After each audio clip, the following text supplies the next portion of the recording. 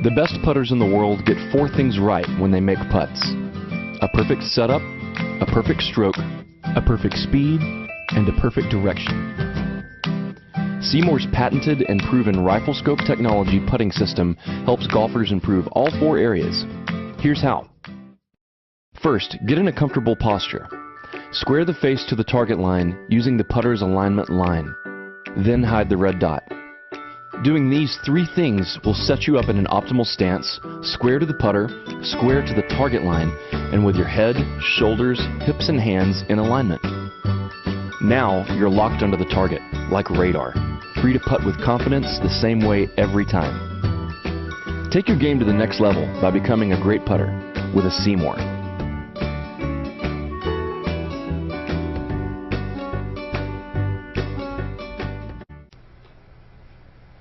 All right, Jim, here's the one where you're hooked. So things are getting better, all right? Just when you don't turn that hip sooner, it makes, it makes you come out right over the. It makes you just come a little over the top. Can you show? Yeah. Right, you're good there. So you're right in the middle. Right, that's good. Swing. But right there, see where the golf club comes yeah, just right, just at the end, right. It's that little right hand that kind of throws it off and makes makes it go a little bit left, right. And that'll happen. That'll you'll combat that a little better if you get that right hip. See right here. See when we're on your right heel. Yep. So if you just get off that right heel a little bit. Yeah. That'll free up your hip and allow it to turn and make you come with the club in more behind you. Rory McIlroy is only 5'9", 161 pounds. But in the U.S. Open, he bombed his drives an average of over 310 yards. Our question is, how does a golfer Rory's size get so much length off the tee? The key to generating distance is what's called the kinetic chain, drawing energy from the ground up through the legs, through the torso, into the arms, and into the club. And in the middle of that kinetic chain is a critical link: the hips. And it's Rory's extraordinary hip action that caught the eye of Dr. Greg Rose.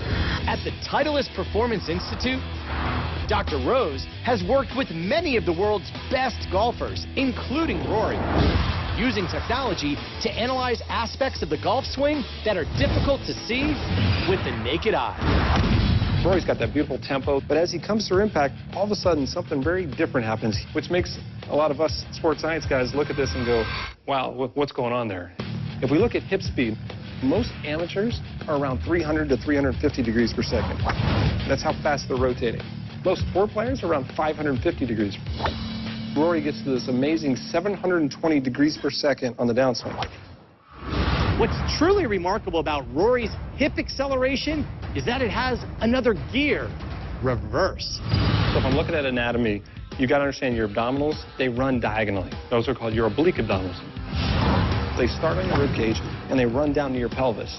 So imagine it's like a rubber band attached to either side, and as that rubber band is contracting, it's going to grab both sides and pull them closer together. So in Rory's case, those abdominals fire so hard, it actually takes his lower body and it actually spins in the opposite direction. Right there, it's actually moving 377 degrees per second the opposite direction, which is just crazy. In other words, for a split second, Rory's hips actually move backward faster than most golfers ever move their hips forward. This reverse rotation is extremely rare. Out of the hundreds of pros he's analyzed, Dr. Rose has only seen it a handful of times.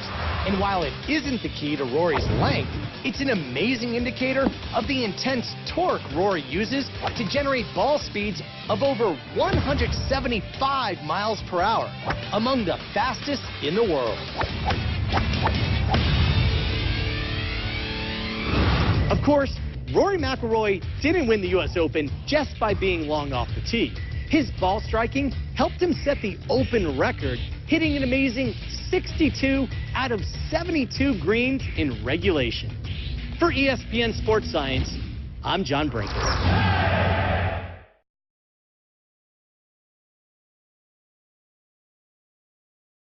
Well, the most important thing in a golf swing to me is the movement of the lower body from the top of the swing. And if you don't mind, I'll demonstrate. First off, you start down below with your knees and your hips.